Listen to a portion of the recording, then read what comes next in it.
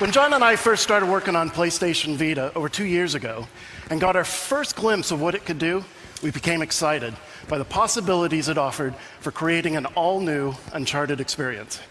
So today we'd like to run through a short section of one level to show you why.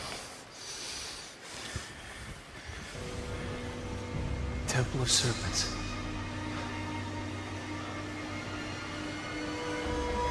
It's gotta be it. How the hell do I get up there? So, as you saw from the Uncharted 3 demo, the bar for production values in an Uncharted game is incredibly high. Everyone knows who Nathan Drake is, how he looks, moves, and sounds.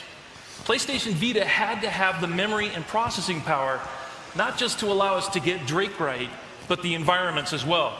As you can see, PlayStation Vita enables us to use advanced rendering techniques like water shaders and dynamic lighting for casting real-time shadows.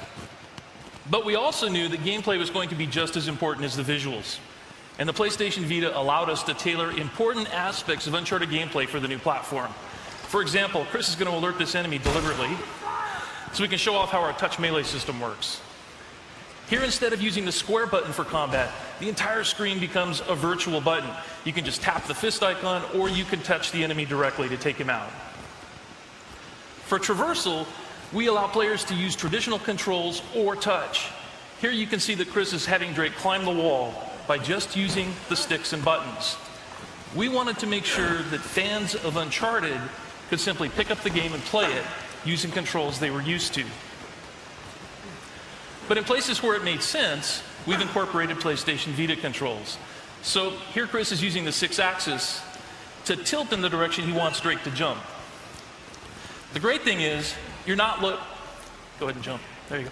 The great thing is you're not locked into one set of controls or the other. You can tap, use the buttons and sticks, or combine the two. We kind of have a motto, play the way you want. Here's another example. While dangling from these ruins, Chris can either use the stick to swing or simply drag his finger across, and Drake will follow.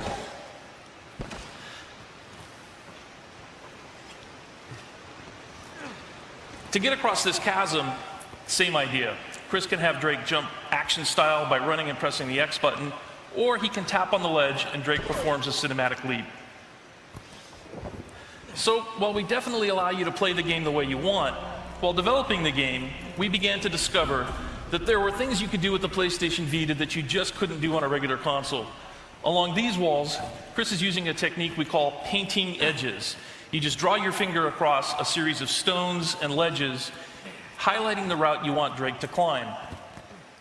You're now guiding Drake in a unique and interesting way. Of course, while tapping edges to climb is fun, tapping an enemy to perform a stealth takedown is more fun. For core combat, we return to the controls that make Uncharted so much fun, starting with 2 dual analog sticks. We've brought over all of Drake's combat controls, snapping and shooting from cover, over-the-shoulder aiming, blind fire, and so on. All right, let me shut up for a second and let Chris play through this.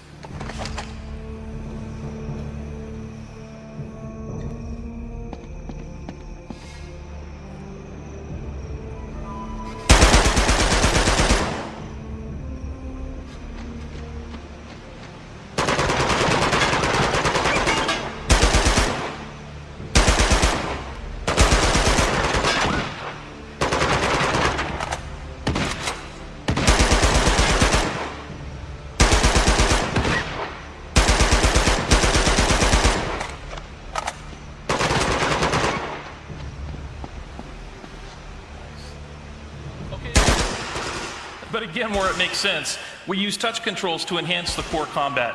So for example, to reload, Chris can just tap the weapon icon, or to pick up a new weapon, he can either tap on its icon or the weapon itself. And now he's got a shotgun.